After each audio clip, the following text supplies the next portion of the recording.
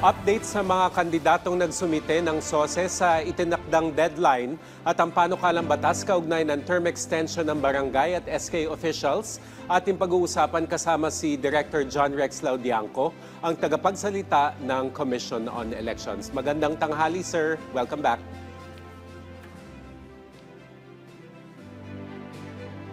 Magandang tanghali po, Asek Joey, at magandang tanghali po sa lahat ng ating taga-subaybay. Sir, unahin na po natin yung update sa filing ng Statement of Contributions and Expenditures o yung SOSE. Ilan po yung kabuuang bilang na nag-submit as of nung deadline po nung nakaraang araw? Mahigit 90% po ng ating mga kandidato nakapagsumite ng kanilang mga statements of contributions and expenditure. Ngunit meron pa rin po talagang ilan, katulad po sa mga kandidato sa senador, na-expect po natin ay 64, ngunit 6 na po lamang ang nakapag-file. Katulad din po dun sa ating party list, nag-expect po tayo ng 155, ngunit 142 lamang po ang nakapag-file ng kanilang mga SOSE. Ganito rin po ang sitwasyon sa iba't ibang bahagi ng aming mga field offices kung saan meron po talagang mga kandidato na hindi nakapagsumite. Ngunit makikita po natin na mahigit 90% po, higit pa, ang kanilang mga nakapag-file naman po ng kanilang mga SOSE. So, Attorney, ano po yung next steps para doon sa mga hindi nag-submit ng SOSE? Ano po yung gagawin ng COMELEC sa kanila?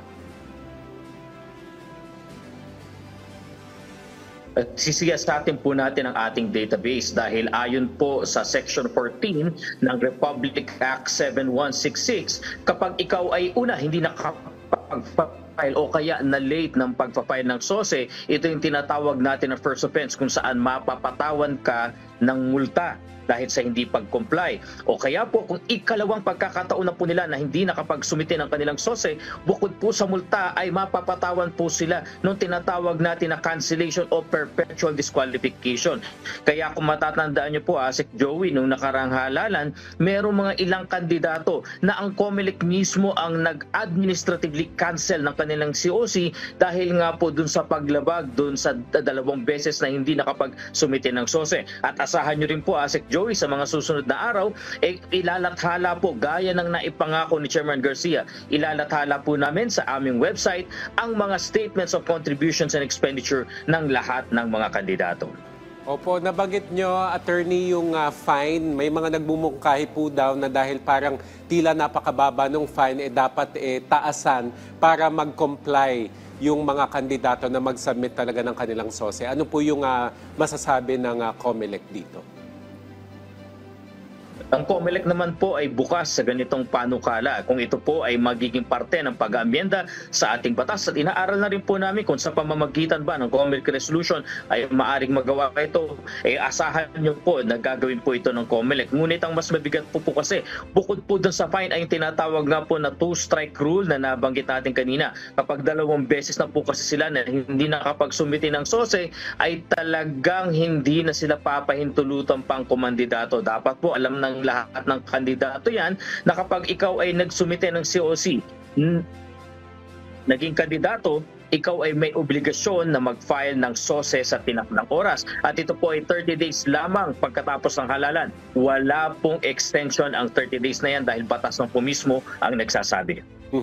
Sa ibang usapin naman po, Attorney, magkakaroon po ng emergency meeting ang COMELEC dahil mukha pong mapopospone talaga yung barangay at SK election. So ano po yung detalye nito at ano po yung magiging focus ng meeting ninyo? Ito po ay ipaghahanda natin kung sakasakali po na talagang pirmahan na ng ating Pangulo yung bicameral conference report na nagbuklod na po ng proposal sa House at proposal sa Senate na imumove na ang hating halalan ng barangay at SK election from December 1 to November 2026. Nakasaad din po dito kasi na meron na pong 4 na taon ang ating mga barangay officials sa kanilang termino.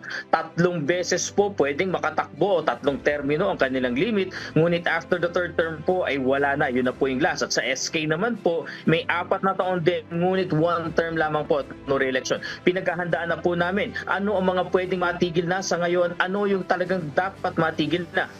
at kung sakaling mapirmahan, isaayos muli ang ating calendar of activities dahil dalawang bagay po ang nakita namin dito. Una nga po, yung paghahanda na napag-usapan. Ikalawa, yung ating voters registration na supposedly gagawin namin mula July 1 to 11, baka po mangyari simulan na natin sa Enero, January ng 2026 nang sa gayon mas mahaba ang panahon para makapagrehistro ang ating mga kababayan. Opo.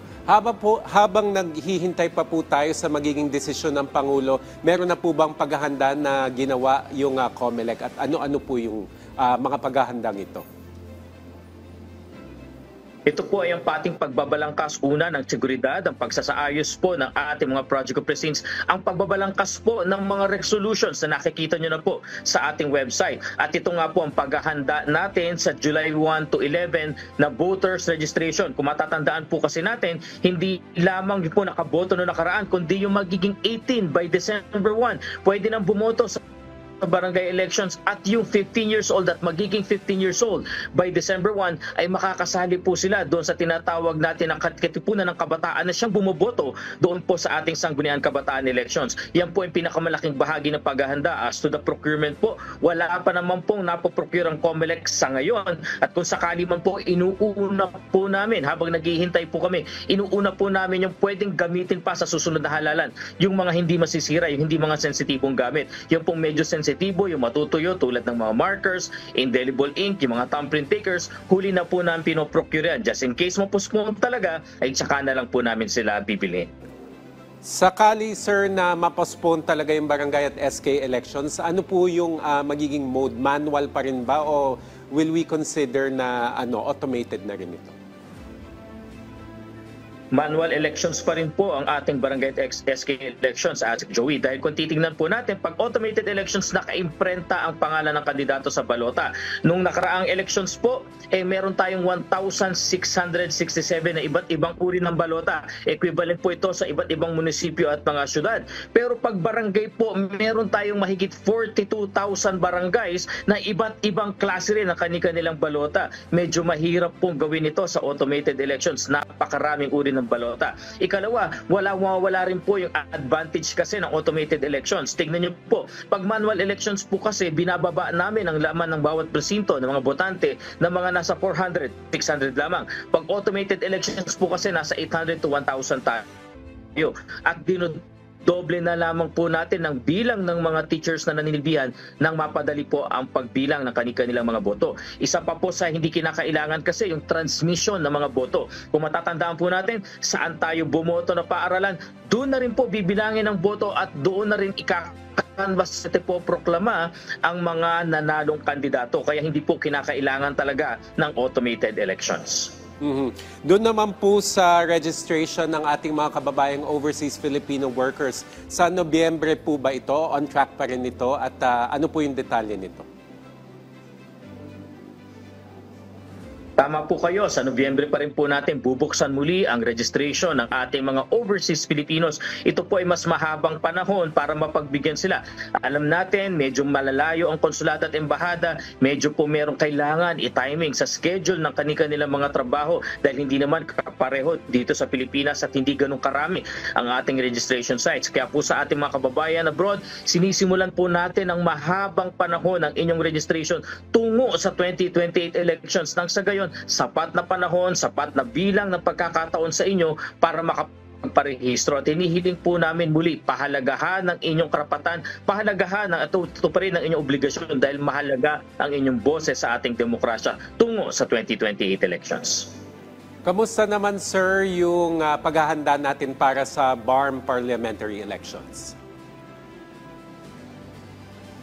Sumusulong po ngayon ang pagbabalangkas sa mga huling yugto ng aming preparations para sa BARM elections. Kung mapapansin nyo nga po sa mga susunod na linggo, i-anunsyo na namin ang ating mga project of precincts kung saan po gagawin yung ating mga pahalalan na practically, kung ano po yung halalan na mga paaralan na ginamit natin noong nakaraan, ay siya rin pong doon din tayo boboto. Susulong na rin po ang pag-iimprenta ng mga balota, ang paglalathala nito sa ating mga website, nang sa gayon may sapat na kaalaman ang ating mga kababayan sino ba talaga ang mga kandidato sa BARM elections. Tandaan po natin, dalawang uri po yan. Una, yung tinatawag na Regional Political Party Representatives na paghahati-hatian po ay 40 seats at yung legislative district representatives na ang paghahati-hatian naman po ay 25 upuan doon sa kabuuang 73 seats ng BARM Parliament. At ito po, susulong na rin po tayo sa voter education. Itinatakda po namin sa pagitan po ng Agosto at Setyembre yung ating muling roadshow.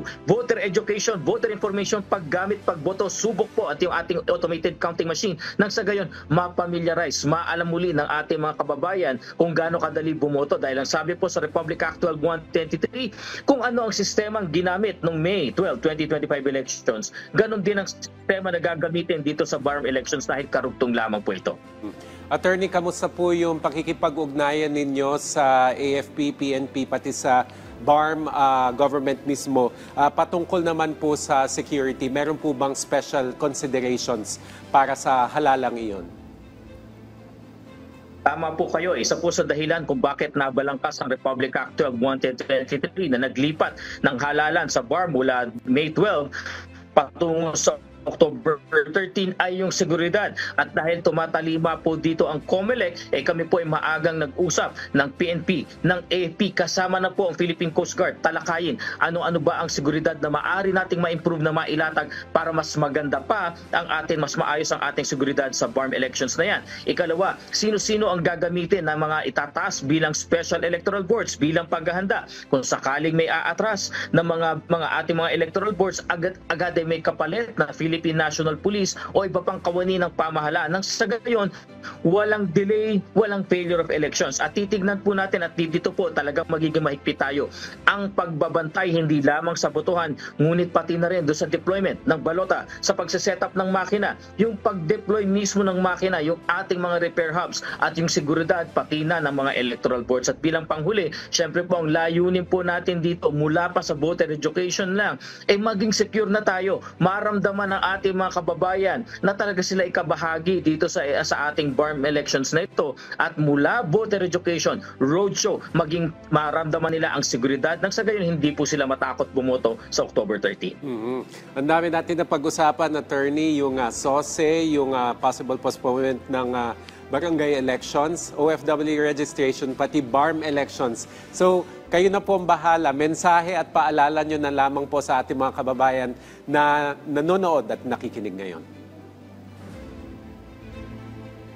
Maraming salamat po, Sec Joey. Sa ating mga kababayan po, ang inyong pong Commission on Elections ay hindi tumitigil sa aming mandato at tungkulin para ibigay ang napakataas na antas ng halalan.